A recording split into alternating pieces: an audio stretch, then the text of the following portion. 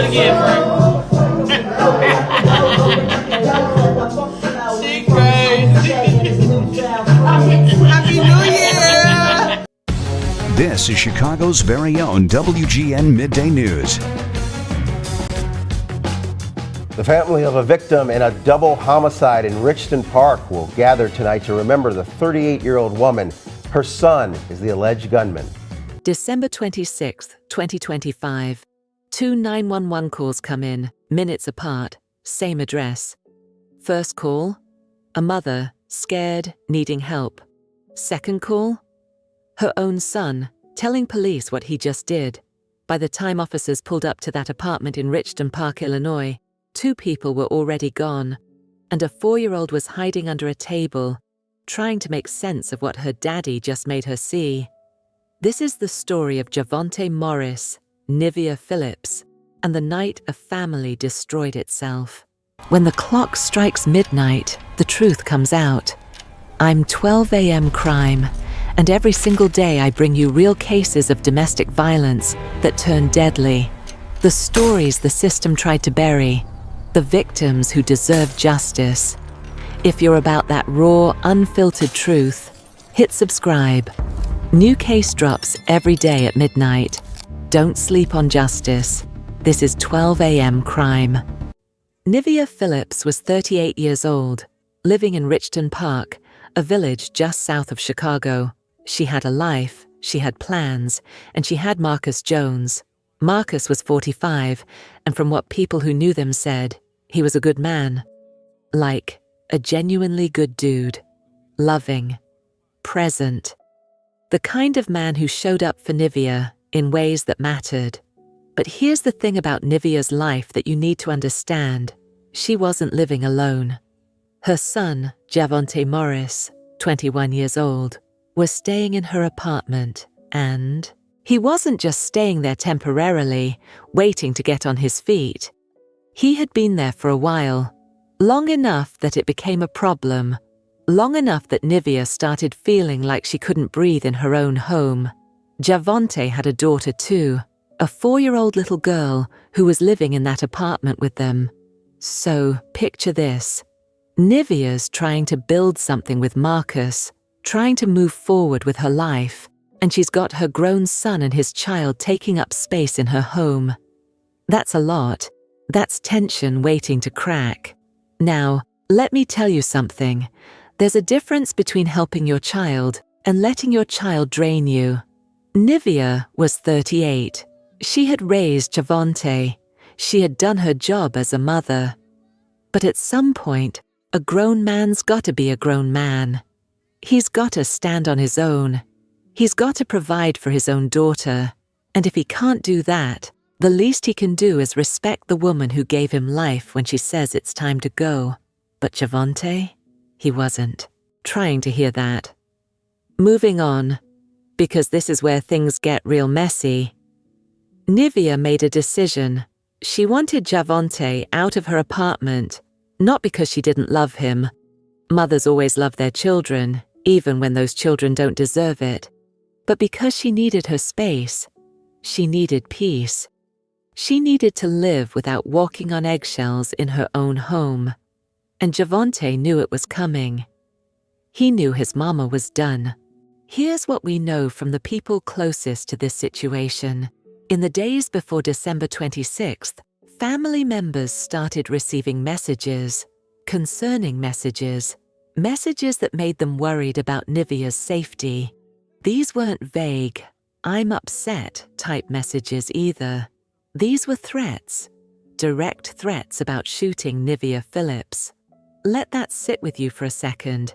Javonte Morris was out here telling people, his own family, that he was thinking about shooting his mother, and they were scared enough to take it seriously, scared enough to reach out, scared enough to try to warn somebody. But hey, what do you do in a situation like that? You can call the police, sure, but what are they going to do before something actually happens? You can try to talk sense into somebody, but if they're already at the point where they're threatening to kill their own mama, what words are going to reach them? The tension in that apartment must have been suffocating. Nivia going to bed, every night wondering if her son was really capable of hurting her. Marcus probably trying to protect her, trying to be a buffer, but knowing he's stepping into something dangerous just by being there. And Javonte feeling like he's being pushed out, feeling whatever twisted resentment was growing inside him. And instead of being a man about it, instead of just leaving, he's sitting there planning something evil. Girl, the days leading up to December 26th must have felt like holding your breath underwater, waiting to see if you're going to make it to the surface. Christmas had just passed. 2 days earlier, people were probably trying to celebrate, trying to keep some kind of normalcy despite everything falling apart. Maybe they opened gifts. Maybe they pretended things were okay. But underneath all of that, everybody knew something was coming. December 26th started like any other day, but it wasn't going to end that way. Because when you ignore warning signs, when you hope things will just work themselves out, when you pray that someone you love won't actually do the terrible thing they said they would do, sometimes you end up being wrong. And on this night, in this apartment on Jackson Court in Richton Park, all those warnings, all those threats, all that fear that family members had been carrying, it was about to become real. The exact details of what sparked the final argument aren't completely clear, but what we do know is this. Nivia Phillips was trying to get Javonte out. She was attempting to remove him from her home. That's what this came down to. A mother telling her grown son that he couldn't live with her anymore. That's it. That's what cost 2 people their lives.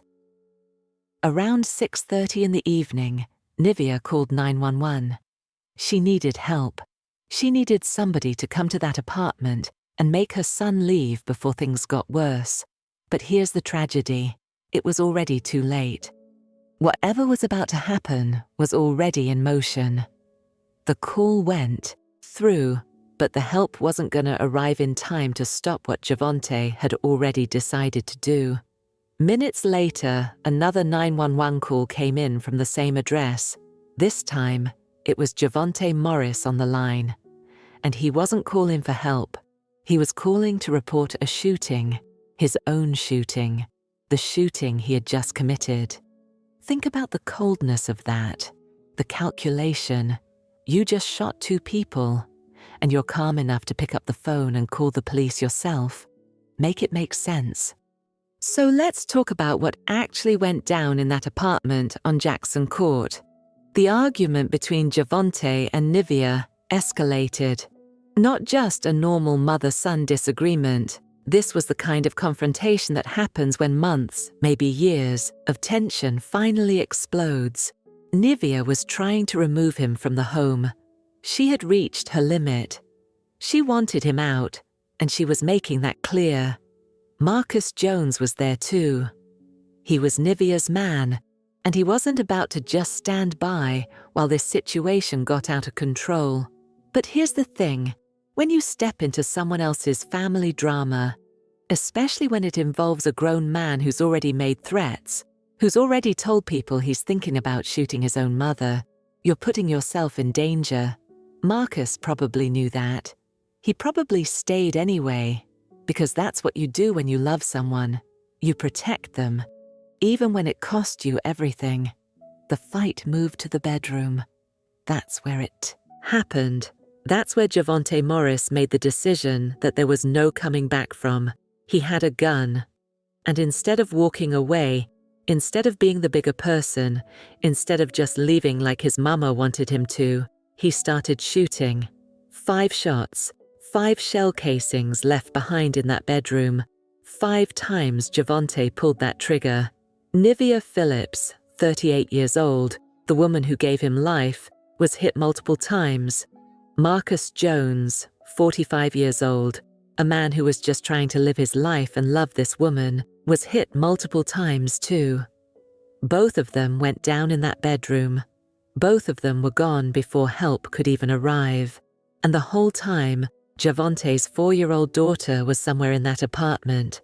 listening to the gunshots, hearing her grandmother screaming, watching her whole world fall apart in real time. But Javonte wasn't done yet. After the shooting, after he had just murdered 2 people, he didn't stay there. He didn't try to help. He didn't break down in shock or regret. No. He walked out of that apartment, left the gun in the living room, left his daughter in there with 2 dead bodies, and he called 911 like he was reporting something that just happened to occur, not something he caused. The operators kept him on the phone while officers rushed to the scene. And Javonte? He just walked. Walked away from Jackson Court, away from what he'd done, and posted up behind a garage on Canterbury Court, less than a mile away. Just standing there, waiting. When police pulled up to that apartment complex in Richton Park, neighbors were already outside. They had heard the shots.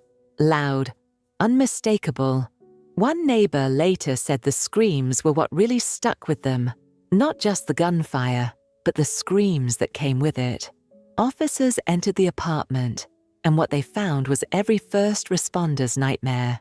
2 bodies, Nivia Phillips and Marcus Jones, both unresponsive, both with multiple gunshot wounds. The bedroom was a crime scene.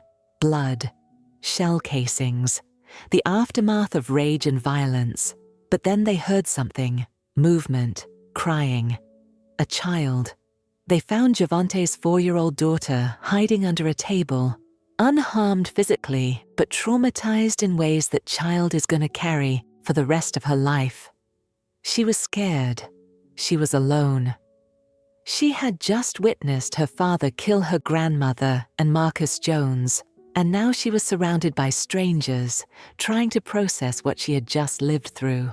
The officers tried to comfort her, tried to get her somewhere safe, but they also needed to know what happened.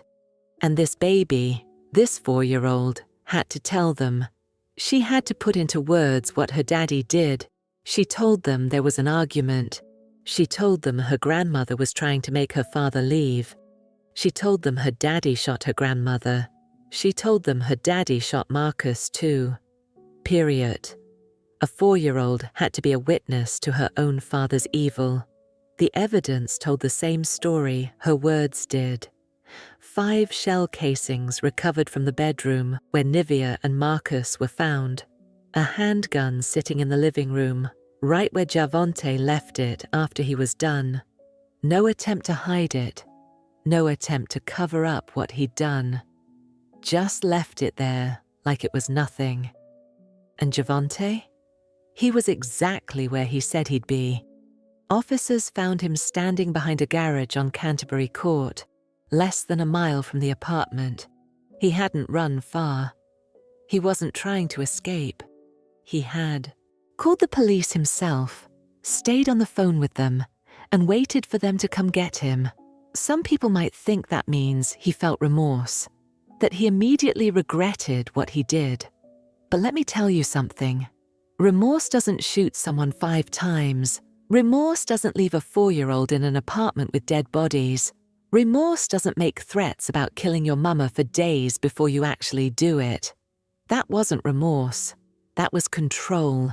That was him trying to control the narrative, trying to be the one who reported it, so maybe, just maybe, he could spin it into something it wasn't. But the evidence didn't lie. His daughter didn't lie. The bodies didn't lie. And by 8:40 that evening, both Nivia Phillips and Marcus Jones were officially pronounced dead. The Cook County Medical Examiner's Office would later rule their deaths a homicide caused by multiple gunshot wounds. Like there was any doubt.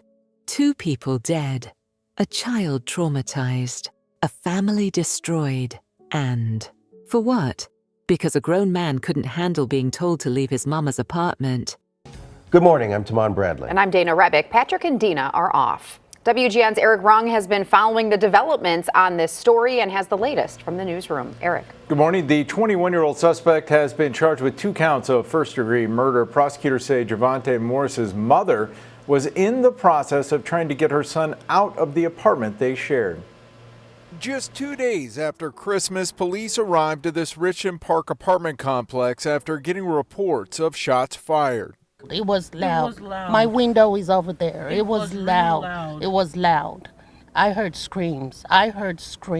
When police go inside the apartment, they find 45-year-old Marcus Jones and 38-year-old Nivia Phillips. Both had been shot to death. She was a good lady. She was real sweet. According to Jones's family, he was a loving father of two who stayed at Phillips's apartment from time to time, along with Phillips's son, Javonte Morris. Morris is now accused of shooting and killing the two. Court records show Phillips had or was planning to ask her son to leave the apartment. People shouldn't go about killing people no matter what. No matter what, people shouldn't take lives. After the shooting, police say Morris called 911 and stayed on the phone with them until he was taken into custody a short distance from the apartment. Along with the couple's bodies, police also discovered Morris's 4-year-old daughter unharmed in the apartment, who told police her father had shot her grandmother and Jones. I don't know what to say. 2 people killed? Seriously? May their souls rest in peace. Javonte Morris was taken into custody that night. No chase, no standoff. He was arrested without incident because he had already decided how this was going to go. He had already called it in. He had already positioned himself as someone who was cooperative, someone who wasn't trying to run. But cooperation after murder doesn't erase murder. He was charged with 2 counts of first-degree murder, not manslaughter, not a crime of passion, first-degree murder.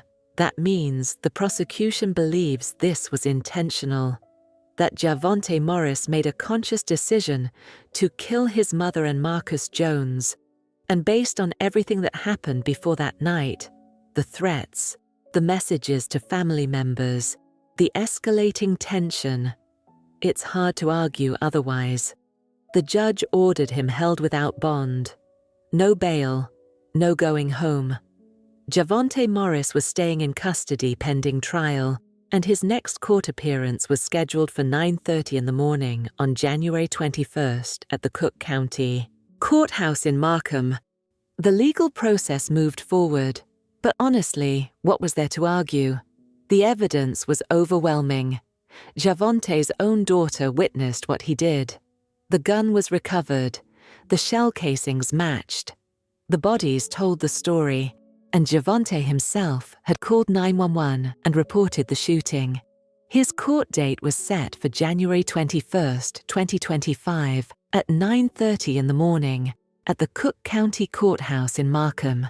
He appeared before the judge, facing 2 counts of first-degree murder, and the judge made it clear there would be no bond.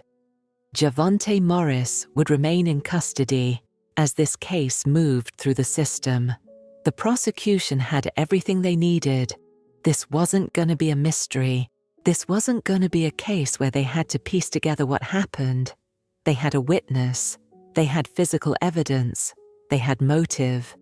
Nivia had been trying to get her son out of the apartment, and instead of leaving, he killed her and her boyfriend. But let's talk about what this really left behind, because 2 bodies and a murder charge don't tell the whole story. That 4-year-old girl, she's going to grow up knowing her father killed her grandmother. She's going to grow up with the memory of hiding under that table, hearing gunshots, seeing things no child should ever see. Therapy can help. Love can help. But some trauma runs so deep, it becomes part of who you are. She lost her grandmother that night, but in a way she lost her father too. How do you ever reconcile that? How do you ever feel safe again when the person who was supposed to protect you was the same person who destroyed your family? Nivia Phillips never got to see what her life with Marcus could have been. She never got to experience the peace she was fighting for. She spent 38 years on this earth, raised a son, tried to do right by him, and in the end, that same son took everything from her. She was trying to set a boundary.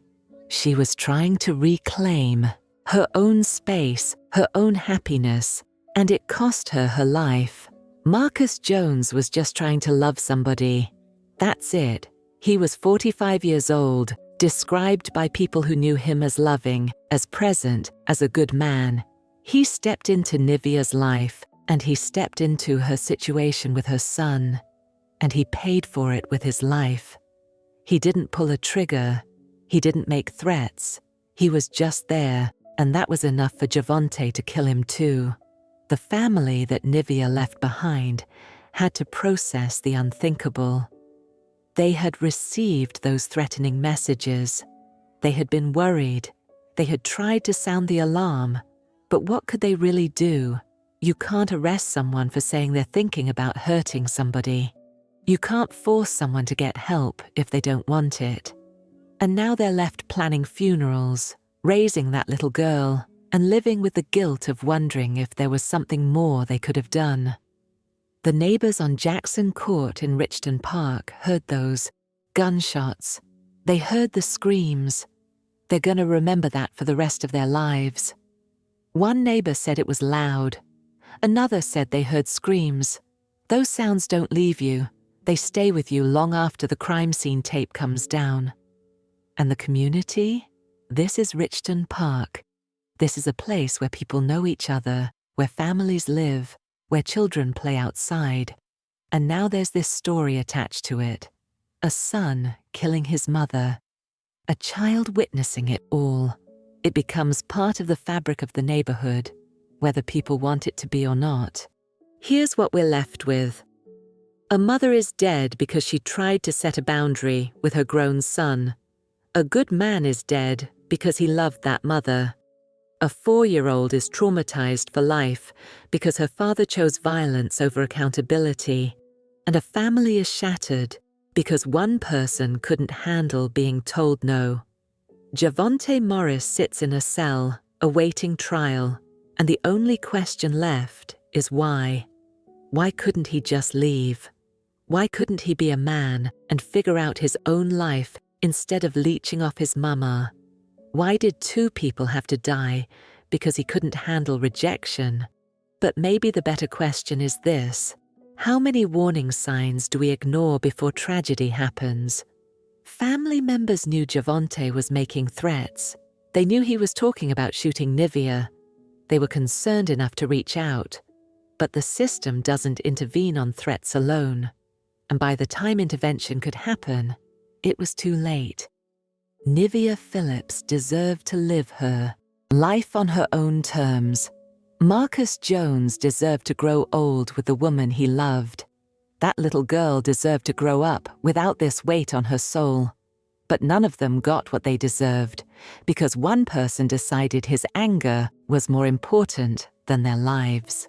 December 26th, 2025.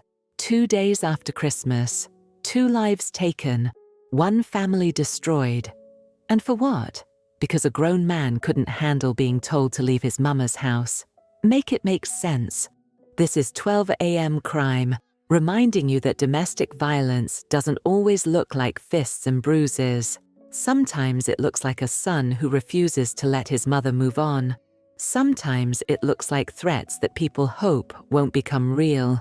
And sometimes it looks like a 4-year-old hiding under a table, trying to understand why her daddy just killed her grandma. Rest in peace, Nivia Phillips. Rest in peace, Marcus Jones. Your lives mattered. Your story matters. And the people you left behind will make sure you're not forgotten.